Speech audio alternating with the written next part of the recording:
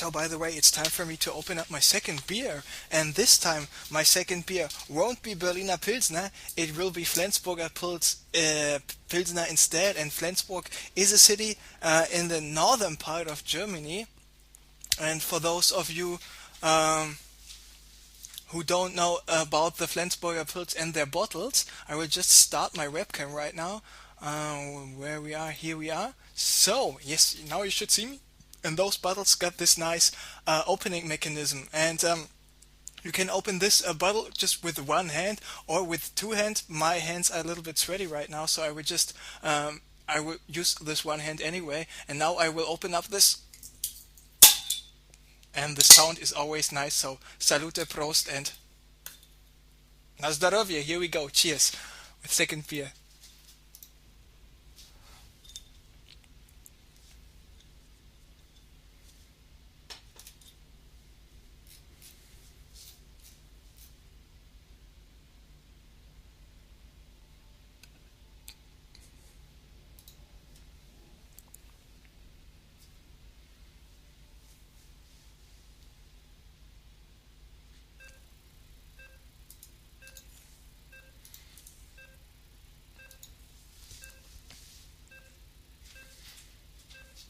So now it is time for us to try this once again. Pomi against Nerchio here on Jungle Base, and Pomi winning the first game, Nerchio winning the second game, and it's now time for us to watch the third game between those two guys. So we got Nerchio spawning here in the bottom right position as a green Zerg on Jungle Base, and on the top left position we got Pomi as the yellow Protoss player, and of course Jungle Basin is considered more and more Protoss friendly map. As a Protoss player, I feel good on Jungle Basin against the Zerg player as well, but the big difference is if a Zerg player will be able to apply pressure with Zerglings, with Roaches, not that much with Banelings because they are not that effective. You can perform quite well, especially in the mid game and the early stages of the mid game too, because it's very easy for a Zerg player to go for two bases and then just be aggressive, get out a shitload of speedlings, speed roaches as well, because if you are at the backdoor entrances and you just walk in with some roaches, with some Zerglings for some force fields, meanwhile Baneling bust the front open, you have a lot of possibilities. You have much more possibilities, for example, as a Zerg player than playing against a Protoss or a Terran player on Steps of War, for example. So Pomi now going for the Forge first. He's moving out with his and the Fresh One. Even though the Fresh One is now lagging out of the game, the Fresh One, it has a nice name. I like this. And I mean, Pomi is going for the Forge first. The question, of course, will be, is Nerchio going for the pool first or for the hatchery first? Okay, this question is already answered, because he's going for the pool first. So this possible cannon contain block at the natural won't be effective at all, because the pylon will take a 20 second, the next cannon will take another 40 seconds to warp in, so in this time Nerchio will already have out enough Zerglings. So putting down a pylon here and some cannons at the natural won't be necessary at all. Of course, Pomi spotted the pool, he spotted the extractor, so he knows, okay, there's no expansion just yet coming up. So he just started his first own cannon. Still got enough space here to, for example, to build a warp gate in this technology, in this location. And now he's going for the fast nexus, so the Protoss player Pomi going for the expansion even a little bit before Nerchio was doing it. So Nerchio only built the minimum amount of Zerglings, 2 Zerglings, and the rest what Nerchio is building, of course, the Queen and some drones. So now the Zerglings moving out, attacking the pylon, there is the drone attacking the pylon as well, and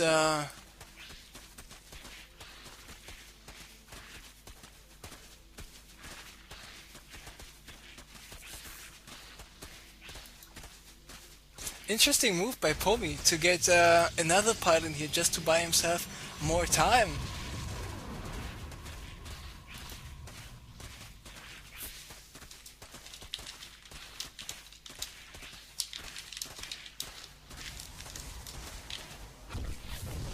So Pomi canceling another pylon, rebuilding another pylon, and this is looking really good for Pomi.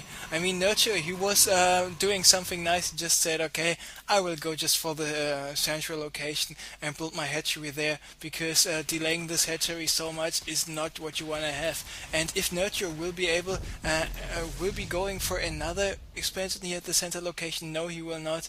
Double expand is always a nice thing to do, because not only Nerchio went for the gas extractor steel, which is not that efficient if you're playing against a Zerg player, against a Protoss player who went for the very, very fast Nexus. There we see the pylon being built next to the destructible rocks. Of course, when you build your pylon here at this location, you have to watch out that your pylon still spots the destructible rocks. If your pylon is spotting the destructible rocks, you will hear when those destructible rocks are attacked. But of course you have to, especially against the Zerg player, you have to watch out that your pylon is still out of range of the roaches. And this is why a pylon placement like this is very efficient. Now, Zerglings, of course, can attack the destructible rocks right away if there's no cannon, and then the cannon takes 40 seconds to warp in, like we already know. So, those Zerglings will be able to do quite some damage to those rocks before they will get repelled, because still is only one sentry out, and the sentry is currently waiting here at the front.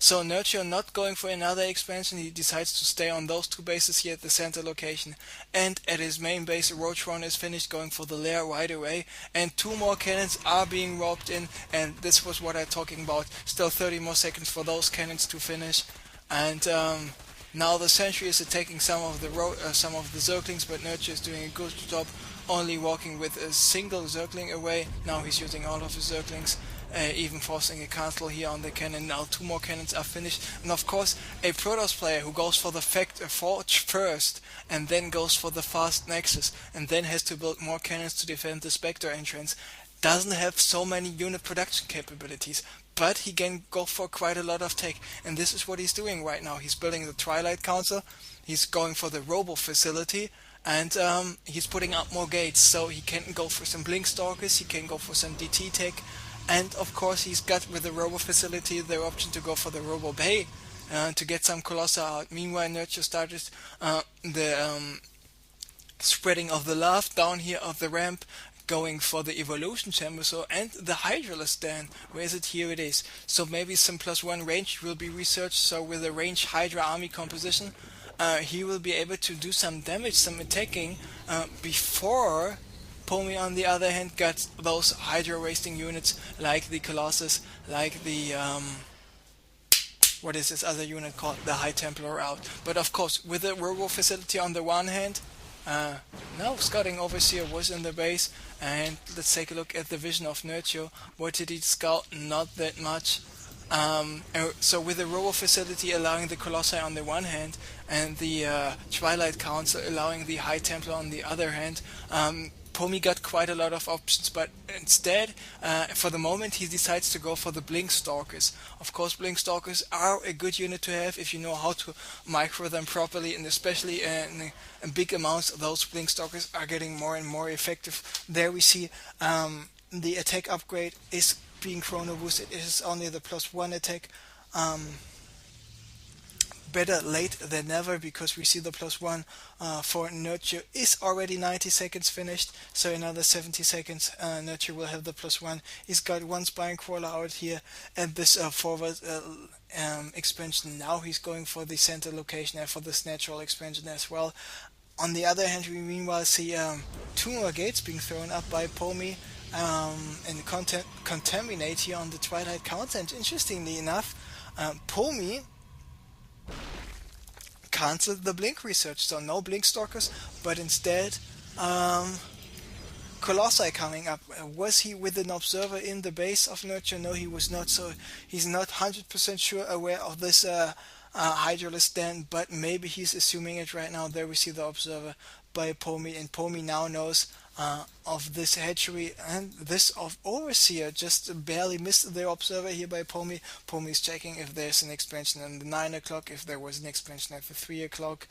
And now this hatchery on the low ground finished. There we see a small 9-drone mana transfer down to the bottom of the ramp, and more Hydralisk en route for a Nerchio. He's producing more drones as well, going for the pneumatized carapace, the overseer, the overload speed upgrade, and he's going for a baneling's nest. So no spire, no mass corruptor play coming up, because some corruptors, roaches, zerglings, hydras are of course a good unit composition to have, and no infestation pit as well, because it was quite some time, quite a while ago since I last saw infestors. You were parasiting, mind controlling an opponent's units, and of course, if you just imagine mind control some of those colossi for 1 or 2 seconds, and then just get rid of all those zerglings and then allowing your own zerglings to do quite some damage, meanwhile attacking the opponent's sentries, is quite an effective way to go for. But on the other hand, the main reason why Zerg players and even the pro and the best Zerg players are not going for the mind control is that those infestors are just too vulnerable, they die too easy, the range for the neural parasite is just not long enough, and that's why I decided most of them not to use this. I mean, some fungal growth are always nice to have, especially blocking some charging zealots, for example, to charge in your forces, or on the other hand, some high Templars to walk away from you. This is always a good thing to go for. So Nerchio is now wanted to move out. He spotted all those gate units by Pomi, and Pomi's got quite impressive gate amount of gate units. He's got 3 colossi in the mix as well. He's finished with a +1 already. The +2 is finished in 25 seconds as well. What about thermal lance? Looks like yes, the thermal lance is finished as well for him. And there were the roaches and the bindings trying to get in from behind. Nice force hits here by Pomi, and Pomi's got a lot of energy. He got enough energy for at least 20 force hits at the moment. Now he's moving out. Now he's attacking the hatchery, and Nerchio is moving away. He's giving this location up. He's not going for an attack. He's moving away with nearly all of his forces. So there are the Broodlings trying to do some damage, but of course Colossus is a good talent to have against Broodlings. To quote the least, +2 for Nerchio will be finished in 2 seconds as well, and meanwhile Pomi, as he cleared out this expansion, he's going for his own center location. Of course, because Nerchio's got this location here, the natural, he can still continue to mine out of 2 bases, and he can go for the Vespine geysers, and he should go for the Vespine geysers because he's got more than enough minerals, but not enough gas there. And now Nerchio is moving in. Some Baneling bombs will be dropped here on the forces of Pomi. Will those Banelings be quite efficient enough? And they did some damage, but in the end the Colossus with the Colossi with the force fielded sentry help is just killing everything else. We take a look at the supply there. We see Pomi is ahead by 20 supply. We take and all those overlords which Nerchio just lost. We take a look at the units lost, and there we see what is going on. Nerchio behind 2,000 resources already, 20 supply, and in terms of harvesters he's behind 10 workers as well. So this Nexus should be finished very soon for Pomi, and now it is in